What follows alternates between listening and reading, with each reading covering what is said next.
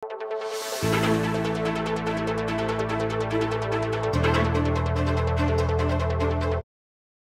ning balita ng Department of Trade and Industry o DTI Central Luzon ing matagumpeng resulta na ning 25th Likhanag Central Luzon Trade Fair amerapat king SM Mega Mall Mandaluyong City anyang October 25 to 29.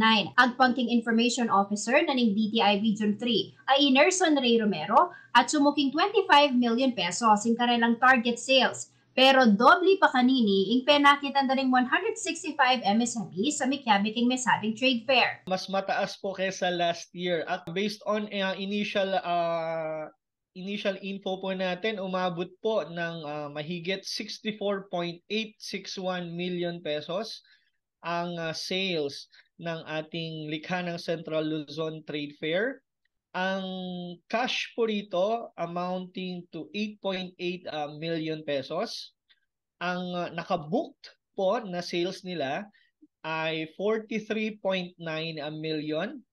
At ang mga under negotiation pa po natin ay aabot pa ng 12.02 million pesos po. Peka masalila kanureng non-food products, kabang peka marabo naman penakitan ding MSME si Batking Bataan ating 37.95% share na ning total sales, Pampanga ating 16.31%, at Tarlac suking 16.17% ing share. Kaya yari na pamuning matagumpeng trade fair, metong pangkaparehong aktibidad ing pagsadyang pasibayo ng DTI Central Luzon. Apin ini ing 6th Carp Regional Trade Fair nung nukarin 107 exhibitors na ring asahang makyabe. Dakal mo naman kano food and non-food products ing ibida na ring benepisyaryo na ning Comprehensive Agrarian Reform Program ng gobyerno. Iba't pa mo rin kareng 7 probinsya ng Central Luzon. Parti niya naman kano ini ning culminating activity kareng ganaganang assistance at serbisyong tinggap na ring farmer beneficiaries.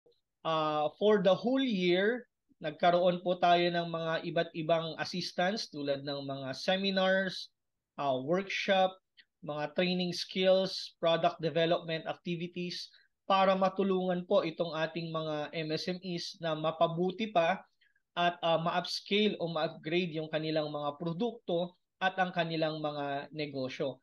At bilang culminating nga, binibigyan din natin sila ng pagkakataon para ma-market yung kanilang mga produkto, lalong-lalo na sa ating mga karehiyon din. Agpang Pakang Romero, masanting niya naman pamikatago nini, karing bisang maranong manyaning panregalo, lalo pat malapit na yung Pasko. Mga gusto pong mas maagang mag-shopping ng kanilang panregalo, maaari na po tayong bumisita dito sa Regional Trade Fair natin para mamili ng mga regalo, no?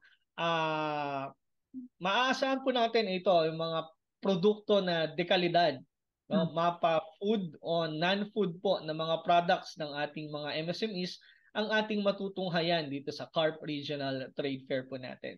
Marapat yung 6th Carp Regional Trade Fair, King Marky Mall, Angeles City, King November 16 to 19. Ako yung kayong talasuyo ay Jennifer Salenga, ating puso makabalen.